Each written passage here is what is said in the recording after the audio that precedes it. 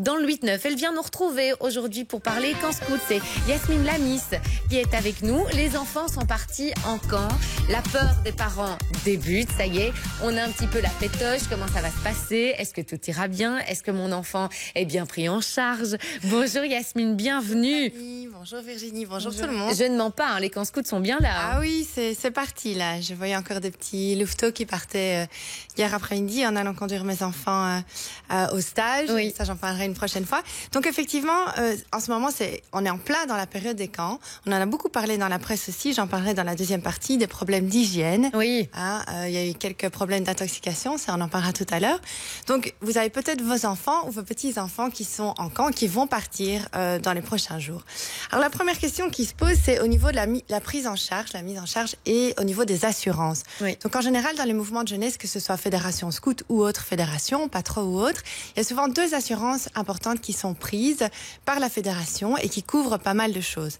Alors la première chose que ça couvre, donc on parle d'assurance RC, responsabilité civile, tout ce qui est accident corporel et tout ce qui est défense en justice, etc. Et donc ce qui est important à savoir, c'est que ça couvre aussi bien les dommages corporels que les dommages matériels en général. Okay.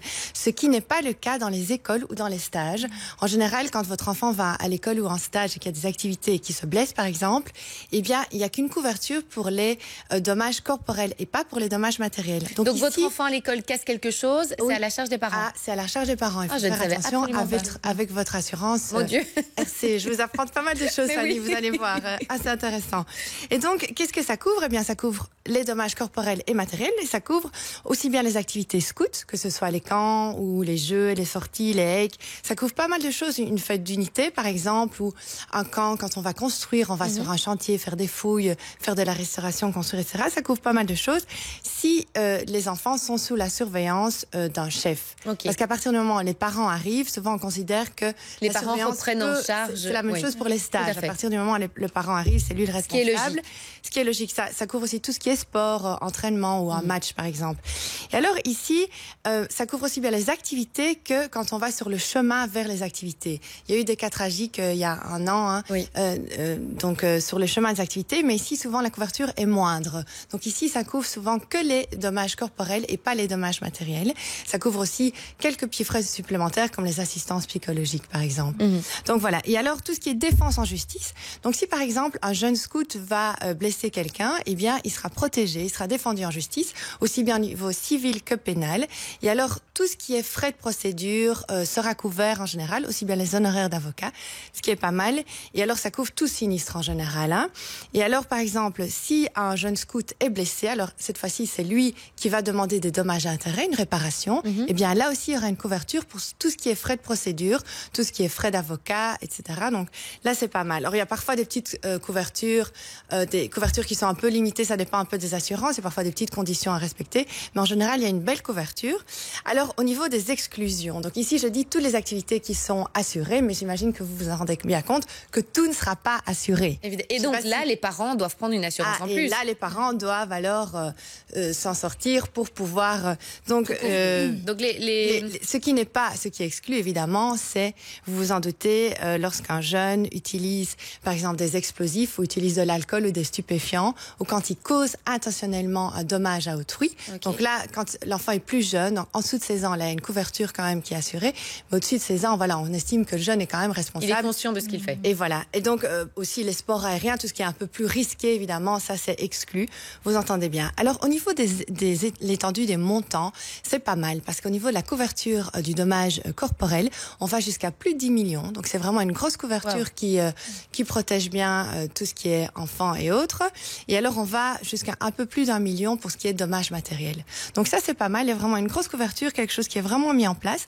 Alors attention, un petit bémol, c'est que lorsque vous voulez faire jouer votre assurance, cette assurance-là, eh bien, il faut toujours faire attention aux assurances préalables, comme une mutuelle, une assurance hospitalisation, parfois couvrira, et alors, pour les frais qui n'ont pas été couverts, alors c'est l'assurance scout qui prendra en charge. Okay. Donc, il faut d'abord passer par la mutuelle, c'est souvent le cas.